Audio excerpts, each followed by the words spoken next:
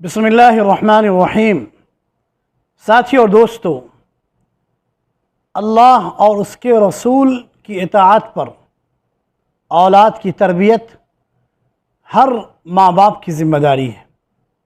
تربیت کے ذریعے ہی اولاد اپنے والدین کے لیے فائدہ مند ہو سکتے ہیں، کیونکہ بغیر تربیت کے اولاد نیک اور صالح نہیں بن سکتی۔ صحیح مسلم کی ایک روایت میں ہر مسلمان کو 3 باتوں کی ترغیب دی گئی ہے۔ ان میں سے ایک نیکی پر اولاد کی تربیت بھی ہے، تاکہ وہ اپنے والدین کے لیے دعا کر سکے۔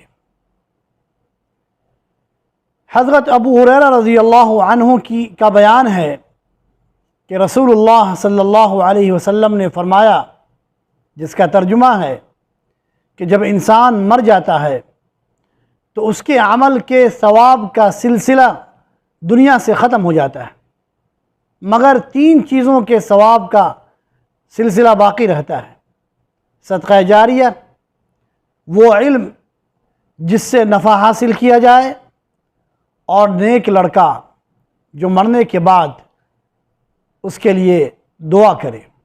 ساتھیو اور دوستو، اہل ایمان کے لیے یہ اللہ کی خاص رحمت ہے کہ موت کے بعد بھی کچھ ایسے اعمال ان کے لیے باقی رکھے ہیں جن کے ذریعے ان کے ثوابوں کا سلسلہ جاری رہے، سزا میں تخفیف ہو جائے، اور جن کے ذریعے درجات اور مقام بلند ہو جائے۔ ہر مومن کو، ہر مسلمان کو اپنی اولاد کی اس نقطے پر تربیت کرنی چاہیے۔ حضرت ابو ہریرہ رضی اللہ عنہ کی ایک دوسری روایت میں مزید ان اعمال کا ذکر ہے کہ مرنے کے بعد جن کے ثوابوں کا سلسلہ جاری رہے گا۔ چنانچہ ان کا بیان ہے کہ رسول اللہ صلی اللہ علیہ وسلم نے ارشاد فرمایا، جس کا ترجمہ ہے کہ مومن کو وفات کے بعد جو نیک عمل پہنچتے ہیں ان میں یہ بھی ہیں: علم جس کی تعلیم دی اور اسے پھیلایا، نیک اولاد جو پیچھے چھوڑی، قرآن مجید کا نسخہ جو کسی کو وراثت میں ملا، مسجد جو اس نے تعمیر کی، مسافر خانہ جو اس نے قائم کیا، نہر جو اس نے جاری کی، یا صدقہ جو اس نے اپنی زندگی میں حالت صحت میں نکالا۔ ان سب کا ثواب اس کی موت کے بعد اسے ملتا رہتا ہے۔ ساتھیو اور دوستو، دونوں حدیثوں میں ایسے اعمال کی ترغیب دی گئی ہے جن کے ثواب کا سلسلہ موت کے بعد بھی جاری رہتا ہے۔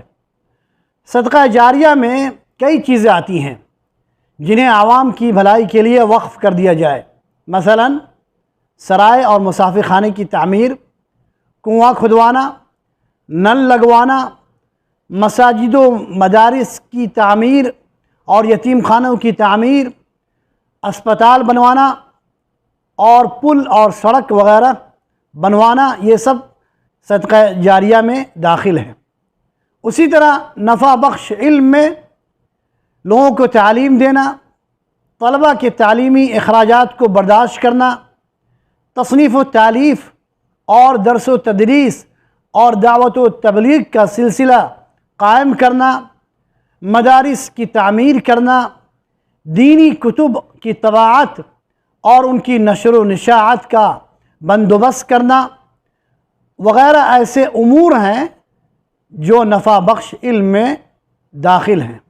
ساتھیو اور دوستو، دونوں حدیثوں میں اولاد کو نیک بنانے کی بھی ترغیب دی گئی ہے، تاکہ وہ اپنے والدین کے لیے آخرت میں نفع کا سامان بن سکیں۔ اور نیک اولاد میں بیٹا بیٹی، پوتا پوتی، نواسا نواسی وغیرہ، ان کے علاوہ بھی وہ روحانی اولاد بھی اس میں شامل ہے جنہیں علم دین سکھایا ہو۔ جو لوگ اپنے اولاد کی نیکی پر تربیت نہیں کرتے، مرنے کے بعد ان کی اولاد انہیں بھول جاتی ہے۔ جن کا مساجد سے صرف جمعہ تک تعلق ہوتا ہے، وہ اپنے والدین کے لیے کیا دعا کریں گے؟ ایک مدت کے بعد وہ بھی اپنے والدین کو بھول جاتے ہیں، صرف زبان پر ان کا نام رہ جاتا ہے کہ میرے والدین ایسے تھے اور میرے والدین ویسے تھے۔ اولاد اگر والدین کو بھول جائے تو اس میں سب سے پہلا قصور خود والدین کا ہوتا ہے، پھر اولاد کا، کیونکہ والدین نے اپنی اولاد کو وہ راستہ دکھایا ہی نہیں جس پر چل کر وہ نیک بن سکے، اپنے رب اور اپنے رسول کو جان سکے، اپنے اور پرایوں کو پہچان سکے، اور اپنے والدین کے لیے صدقہ جاریہ بن سکے۔ ساتھیو اور دوستو، دنیا چھوڑنے سے پہلے، میرے بھائیوں، دنیا چھوڑنے سے پہلے کچھ ایسے کام کر جائیں جو دنیا سے آپ کے رشتے کو باقی رکھیں، دنیا سے آپ کے رشتے کو قائم رکھیں، اور آپ کے کھاتے میں ثواب لکھا جاتا رہے۔ خاص طور پر اپنی اولاد کو نیک بنائیں تاکہ وہ آپ کے لیے صدقہ جاریہ بن سکیں۔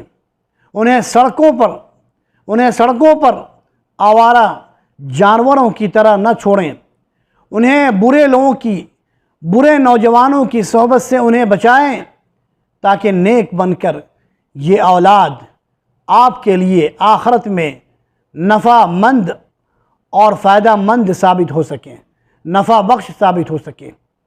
اللہ سے دعا ہے کہ اللہ ہمیں اپنی اولاد کی اسلامی تربیت کی توفیق عطا فرمائے۔ السلام علیکم ورحمۃ اللہ وبرکاتہ۔